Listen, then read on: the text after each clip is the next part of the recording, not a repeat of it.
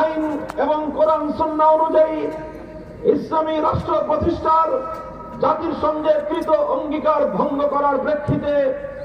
এই জনপদ থেকে গড়ে ওঠা সকল আন্দোলন এবং সংগ্রামের শাহাদাত বরণকারী বীর শহীদদেরকে স্মরণ করছি। 1971 সালের বৈষম্য বিরোধী জুলুমের বিরুদ্ধে, জালিমের বিরুদ্ধে, মজলুমের লড়াইয়ে আত্মত্যাগকারী সকল বীর শহীদদেরকে। এরপরে 1971 সাল থেকে শুরু করে 2024 সালে 24 সাল পর্যন্ত এই স্বাধীন বাংলাদেশে একটি কল্যাণ রাষ্ট্র প্রতিষ্ঠার জন্য